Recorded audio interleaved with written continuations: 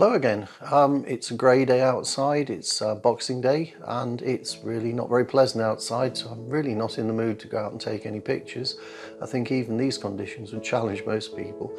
Anyway, what I'm going to do now is I'm actually going to talk you through editing one of the images that I took while I was up in the Lake District last week.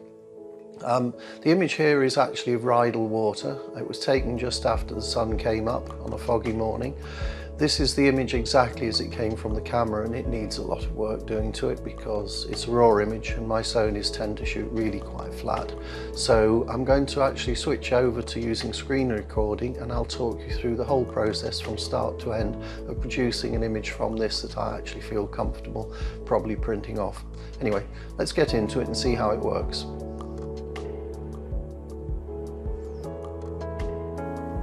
This is the image shot by the camera.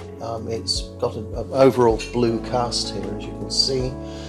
It's very underexposed, so the first thing I'm going to do is actually get the white balance right. So let's pick a piece of the sky.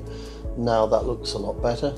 So we've now got actually an image that basically is the right color balance or color temperature. So the next thing I'm going to do, because I've just spotted it, is a nasty little spot there. So let's get rid of that. That's gone. Are there any more I can see on there? Not at the moment. So I need to go into doing adjustments here. So the next part of this is to actually bring up the shadows, bring up the exposure a fair bit, quite a lot in this case. I'll take the whites, the highlights down quite a lot. I normally do that, and then I'll boost the overall white balance of the whites as opposed to the highlights. The blacks, I'll lift them very slightly. That's now not looking too bad. It's Sony cameras have a habit of actually shooting quite a flat colour profile, so this looks drab. It was actually a bit more vibrant when I was there in the field taking this picture, so the next thing I'm going to do is actually bring up the vibrance and a little bit of saturation, because again Sony do tend to undersaturate the images straight from camera. I'll include a tiny bit of texture just to bring out the trees on the actual, up here on the interface to the sky, on the horizon. So that's now not looking too bad.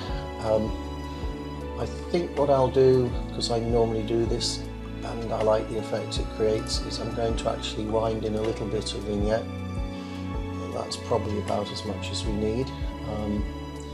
I'll check on details to see if we need to sharpen it. There's very little sharpening needed here, but I'll mask it so that it's not across the whole image, and I'll introduce a very small amount of noise reduction, colour reduction, such that if we now actually look at the focal point, which is this tree, you can see quite clearly it's actually, yeah, it looks pretty good to me. Interestingly, the camera and the lens combination is so good. This is the Sony a7R4 with the 24 to 70 2.8G master lens. At f13 we can clearly see the water droplets hanging on the branches on the actual lone tree there, which I find quite fascinating and also stunning that it can do that much resolution. So that's effectively what 62 megapixels can do for you. I'm tempted to do a little bit more in terms of the balance. I've actually started to clip the blacks here by introducing that vignette, so I'll just lift the blacks to bring them out of clipping, and the whites can increase quite a bit here because we're not clipping any of the whites, so I'll push those pretty much as far as I can to the right. The next thing I want to do is actually paint in a bit of actual dehaze on this.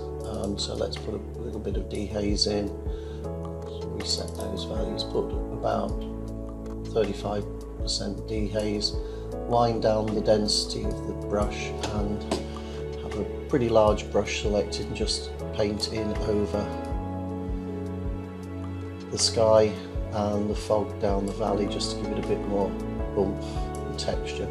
And classically it pays to do it in the reflection as well, otherwise people find that the reflection is brighter in a lot of cases. That's not quite pulling the effect that I want, so I'm just going to increase that dehaze a bit more. So that's pretty much where I want to leave that dehaze effect.